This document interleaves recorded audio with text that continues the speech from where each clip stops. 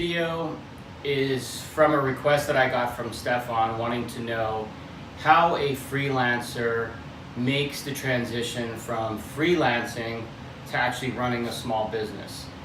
And the simple answer to this is that you'll actually organically feel the move. If you're a freelancer, you might be still doing your taxes on your own. At some point, you're going to get to the crossroads of knowing that you can't do it any longer. There's certain deductions, there's certain state, municipality type things that you'll need to do. And that's where one of the steps where you'll know that you're going to start moving into a business situation. All of this transition from freelancer to a LLC or an S-Corp or some sort of corporation as a small business does happen organically. You start to miss things and you know you need help, so you then have to add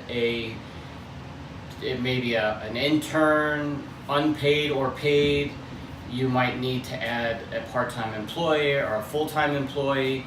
The other piece of it is you might have customers that will require certain things of you. They'll require liability insurance. It could be a number of different things. And when you get to that stage where you're not just shaking hands with people and doing work for whatever field you're in, but you're actually being asked for contracts. In order to protect yourself personally, that's when you actually have to make the jump, get into a business situation, again, where you're either a corporation, an S-Corp, an LLC. And by creating a certain corporation, you ultimately protect your personal assets. If something was to go bad and you got sued, you wouldn't want the customer to come after you and just wipe you out. So if you are a business and you're set up properly and you have insurance, you have a much better chance of having it start and stop in the business side of your life and not cross over into your personal life. But things like getting a real business account with employment identification number, an IEN, that's what they call it in the States. I don't know what they call it in other countries. So you're no longer using your social security number as the primary identifier of your bank account. You have a real name, you register with, in this case, I'm registered with the Arizona Corporation Commission. Things like that. And you start to make those moves, that's when you become a small business. And what happens in the back end is you have all these systems you have to get in place.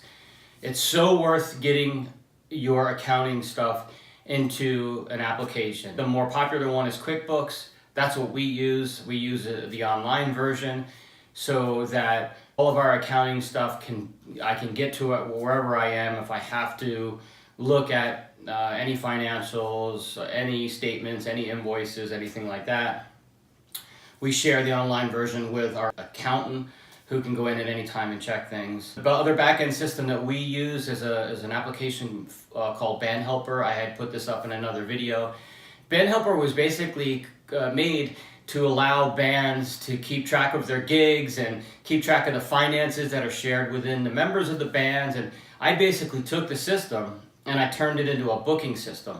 And I know I'm well overdue of putting up videos to show you how I've taken an application that wasn't meant to be what I'm using it for and customized certain screens and made some requests of the developer. But ultimately, it's the most amazing thing for us. All of our bookings go into that system and are handled that way. And anybody that has an Android phone, an iPhone, an iPad, or even the web version can go in at any time and look at the gigs that they have coming up, all the details and things like that. So we have the accounting side, we use QuickBooks, we have the scheduling side for onstage entertainment group, even keeping track of my own gigs, which is Band Helper.